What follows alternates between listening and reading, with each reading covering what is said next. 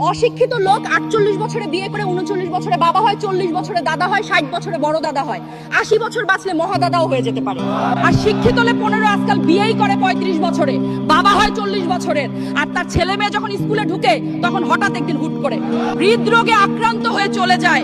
তাহলে এত শিক্ষিত হয়ে লাভটা কি? ভিডিওটা ভালো লাগলে শেয়ার করে দিন। একবার ভাবুন, নারী জন্মায় একজনের মেয়ে হয়ে, বড় হয় কারো বোন হয়ে, বিয়ের পর হয় কারো স্ত্রী, মা হওয়ার পর হয় কারো জন্য জান্নাতের দরজা। তবুও সমাজ প্রশ্ন তোলে সে কি করেছে। নারী যদি একটু হাসে বলে চরিত্র খারাপ, নারী যদি চুপ থাকে বলে অহংকারী, নারী যদি প্রতিবাদ করে বলে অবাধ্য। আসলে সমস্যা নারী না, সমস্যা হলো সমাজের মানসিকতা।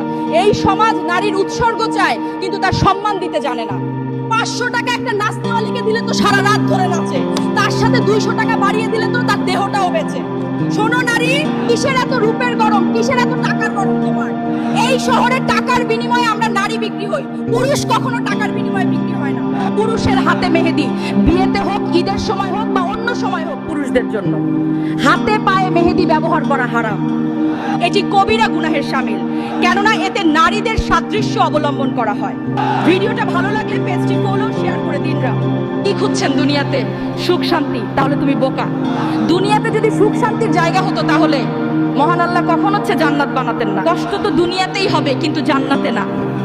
তুমি দুনিয়াতে একটু কষ্ট করে যাও, জান্নাত তোমার জন্য সুখের ছায়া হয়ে থাকবে। রাত অনেক হয়েছে, সবাই ঘুমাচ্ছে। তুমি কেমন আছো আজ? সারাদিনের শেষে একটু নিজের খেয়াল রেখেছো তো? আমি ডক্টর সুমাইয়া নাহার। আজ শুধু মনে করিয়ে দিতে এসেছি, তুমি অনেক বেশি মূল্যবান এই পৃথিবীর কাছে। আমি জানি ক্লান্তি আছে, চিন্তাও আছে, তাও হাসিটা যেন হারিয়ে না যায়, কারণ তুমি নিজের চেয়ে অনেকের প্রেরণা। যদি আমার কথাগুলো তোমার মন ছুঁয়ে যায় তাহলে একটা লাইক দাও আর পেজটা ফলো করো। আমি প্রতি রাতে ফিরবো তোমার খোঁজ নিতে। আমার বাপের টাকা খরচ করে মাস্টার্স কমপ্লিট করে আপনার বাড়িতে বান্দি খাটি আপনার পোলারে রাইন দেখাওয়াই, ব্যাপারটা কি আজব না? আমার পেটের পোলায় কামাই করে অন্য বাড়ির বাইরে খাওয়ায়, ব্যাপারটা আজব না?